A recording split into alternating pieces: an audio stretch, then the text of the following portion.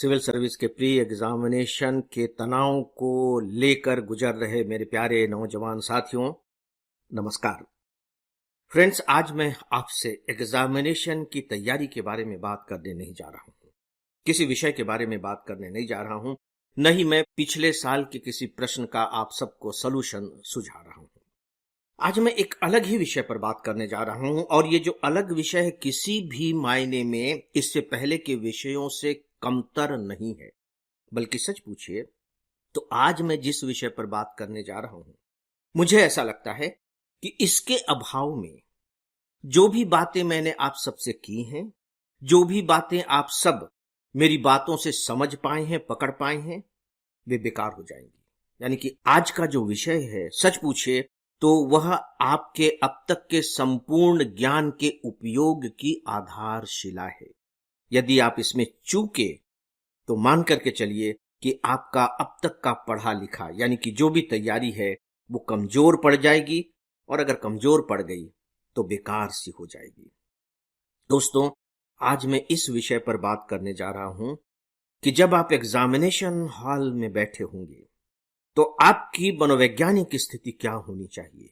मैं ढेर सारे मनोवैज्ञानिक तत्वों के बारे में बात करने नहीं जा रहा हूं।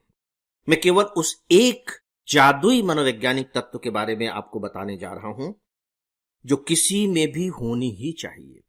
इसका अभाव आपको भटका देगा, कमजोर कर देगा, राइट? यदि मैं आपसे पूछूं कि मैं किस विषय पर बात करने जा रहा हूं तो आप कहेंगे कि कॉन्फिडेंस पर बात करने जा रहे होंगे, क्योंकि एग्जामिनेशन हॉल में कॉन्फिडेंस का होना बहुत जरूरी है। अगर कॉन्फिडेंस नहीं रहा तो हम गलतियां करके आ जाएंगे। दोस्तों, ठीक है, कॉन्फिडेंस अपनी जगह बहुत महत्वपूर्ण है, किसी भी मायने में उसकी उपेक्षा नहीं की जा सकती। लेकिन मैं उस रूट पर बात करने जा रहा हूं, उस जड़ के बारे में बताने जा रहा हूं जो कॉन्फिडेंस को भी खींचकर आप तक ले आएगा। देखिए, कभी कभी मैंने देखा है कि जो कॉन्फिडेंस है, हिंदी में इसका जो शब्द है वो बहुत अच्छा है, आत्मविश्वास, करेज भी कहते हैं इसको, साहस भी कहते हैं। लेकिन कुछ लोग गलत साहस के चक्कर में पड़ जाते हैं, दुस्साहस के चक्कर में पड़ जाते हैं। मैं उसकी बात नहीं करने नहीं जा रहा हूं। दोस्तों, जिसके बारे में मैं बताने जा रहा हूं वह है आपका इनर बैलेंस, यानी कि आंतरिक संतुलन। आप ये मान करके चलिए कि 120 मिनट में पहले आप 100 प्रश्न सॉल्व करेंगे और इसके बाद 120 मिनट में 80 प्रश्न सॉल्व करेंगे। कल्पना करके देखिए कि ये कितनी बड़ी चुनौती है। और क्वेश्चंस जिस तरह से पूछे जाते हैं, जिस तरह के होते हैं, जितने जटिल होते हैं, बड़े बड़े होते हैं, अपेक्षाकृत लंबे प्रश्न होते हैं, उनको देखते हुए तो ये जो चैलेंज है ये और गहरा हो जाता है। ये जो अंधेरा है और सघन हो जाता है। इसका मुकाबला आप किस मनोवैज्ञानिक स्थिति से करेंगे? इसे मैंने कहा है इनर बैलेंस।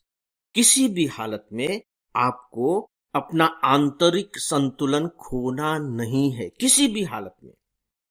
आप कह सकते हैं कि सर, कहना तो बड़ा आसान है, लेकिन क्या करना उतना ही आसान है? जी हां, करना उतना ही आसान है। मैं उसी के बारे में अब एक दो पॉइंट्स आपको बताने जा रहा हूं। दोस्तों, सबसे पहली बात यह होती है कि आपकी जो तैयारी होनी थी ना, वो हो चुकी है। अब उसमें आप कुछ भी नहीं कर सकते। रिवीजन का दौर है, रिवाइज करते रहिए। होता यह है कि जब हम लगातार रिवीजन करते रहते हैं तो हमारा विश्वास थोड़ा सा बढ़ता चला जाता है। कहीं ना कहीं तो हमें अपने को इन्वॉल्व भी करना है, क्योंकि अगर एकदम से खाली आपने अपने आप को रख दिया तो खाली मन या खाली दिमाग शैतान का घर होता है। तो आपको तैयारी तो करनी ही है, पढ़ाई करनी है, लेकिन अब जो वक्त है वो रिवीजन का वक्त है। याद रखिए, रिवीजन पर अपने आप को केंद्रित करिए, बस। और इसके बाद न तो आप अपनी तैयारी के बारे में सोचिए कि मेरी तैयारी कैसी है, इसमें ये विषय छूट गया है, वो विषय छूट गया है, यह भी मुझे कर लेना चाहिए था। उसका अर्थ क्या निकलेगा? कोई फायदा नहीं होगा। कर लेना चाहिए था, ठीक है, अब नहीं किया, बात खत्म हो गई। अगली बार देख लीजिएगा, अगर जरूरत पड़ी तो, ईश्वर न करे कि जरूरत पड़े, इस बार ही आप सफल हो। तो न तो अपनी तैयारी के बारे में सोचिए और न ही दूसरों की तैयारी के बारे में सोचिए। सामान्य तौर पर हम दूसरों की तैयारी के बारे में भी सोचने लगते हैं कि अरे वो तो बहुत ही पढ़ने में इंटेलिजेंट है, अरे वो तो रोज 8-8 10-10 घंटे पढ़ता था, मैं तो बिल्कुल भी नहीं पढ़ता था, अरे उसने तो वहां से कोचिंग की है, उसने तो इतने ज्यादा सेट सॉल्व किए हैं, मैं तो कुछ भी नहीं कर पाया हूं, तो मेरी तो तैयारी बहुत कमजोर है, तो उसके सामने मैं कहां टिक पाऊंगा। Not at all. अब सच पूछिए तो आप क्रिकेट के मैदान में उतर चुके हैं और क्रीज पर हैं।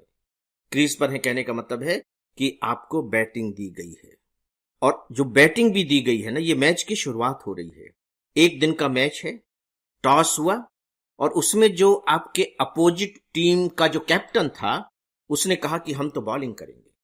इसका मतलब है कि अब आपको बैटिंग मिल गई है। मैं ऐसा क्यों कह रहा हूं? इसलिए कि जब आपको पहले बैटिंग करनी पड़े तो आपके सामने बिल्कुल फिक्स टारगेट नहीं होता है कि मुझे इतने ही रन बनाने हैं।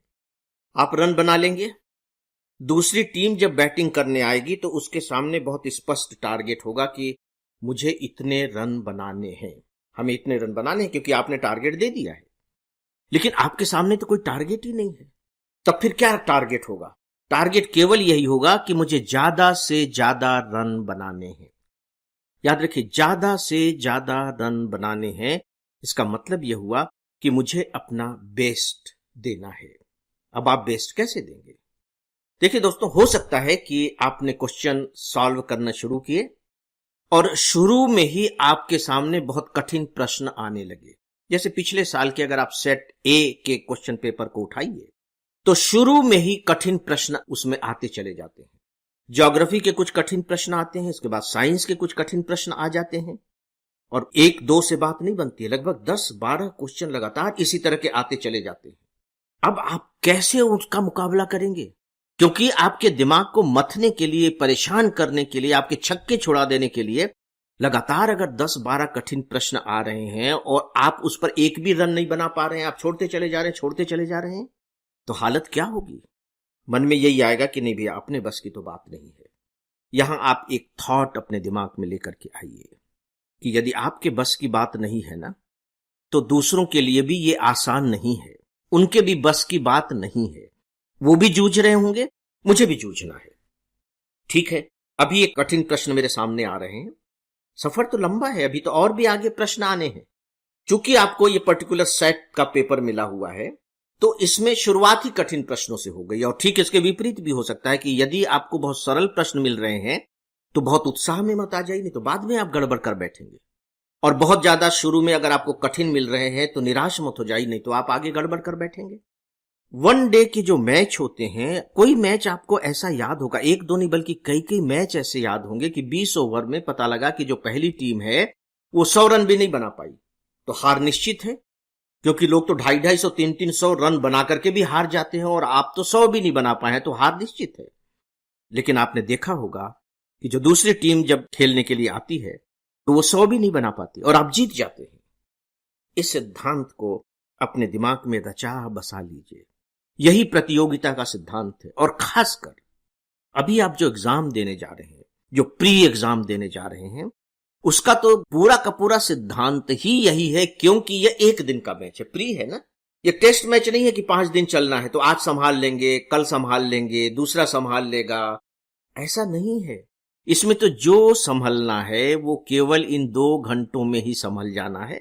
इसके कुछ समय के गैप के बाद फिर से 2 घंटों में संभल जाना है। दोस्तों, इसीलिए मैं कहता हूं कि जो सिविल सर्विस एग्जामिनेशन की जो प्रिपरेशन है, वही अपने आप में एक प्रकार से कहीं ना कहीं आधा तो सिविल सर्वेंट आपको बना ही देती है बिना किसी ट्रेनिंग के। आप देखिए कि यहां किस तरह के मनोवैज्ञानिक स्ट्रेंथ की जरूरत पड़ रही है। और आप जब सिविल सर्वेंट बन जाएंगे, जब लोगों की समस्याएं आपके सामने आएंगी और आपके खिलाफ नारे लग रहे होंगे, तब आपको इसी तरह की साइकोलॉजिकल स्ट्रेंथ की जरूरत पड़ेगी कि आपको कोई अंदर से हिला न सके, कोई आपको अंदर से विचलित न कर सके। यहां भी प्लीज आप विचलित होने से अपने आप को हर हालत में बचाइएगा, आखिरी तक बचाए रखिएगा। अपने दिमाग में ये थॉट आने ही मत दीजिएगा कि मेरा तो सिलेक्शन नहीं हो रहा है। बस अगर आप अपने दिमाग में एक बात रखेंगे कि मैं आखिरी तक जूझूंगा, 1 सेकंड भी खराब नहीं होने दूंगा, अपने मन को निराश नहीं होने दूंगा, टूटने नहीं दूंगा, मुझे जूझना ही जूझना है, इसके बाद तो पूरा वक्त आपके हाथ में होगा ना। अगर आप अपने विचारों को इस एक विचार तक केंद्रित कर सके तो मैं आपको विश्वास दिलाता हूं कि जो आपका इनर बैलेंस है वो बना रहेगा। और यदि आपने अपना इनर बैलेंस बनाकर रख लिया तो मैं ये तो नहीं कहता हूं कि आपका सिलेक्शन ही हो जाएगा, क्योंकि तैयारी तो जरूरी है, लेकिन इसके बिना, इनर बैलेंस के बिना अगर आपकी तैयारी अच्छी है तो भी सिलेक्शन होना संदेहास्पद हो जाता है, क्योंकि फिर प्रश्नों के गलत होने की जो संभावनाएं हैं वो काफी बढ़ जाती हैं। अंततः परिणाम क्या होगा? तो दोस्तों, जो सबसे बड़ा गुण है, नोट कर लीजिए, वह यह है इनर बैलेंस को बनाए रखना। और इसे मैं प्री की सफलता के लिए सबसे जादुई गुण मानता हूं। जादू की तरह यह गुण काम करेगा, मैं आपको विश्वास दिलाता हूं।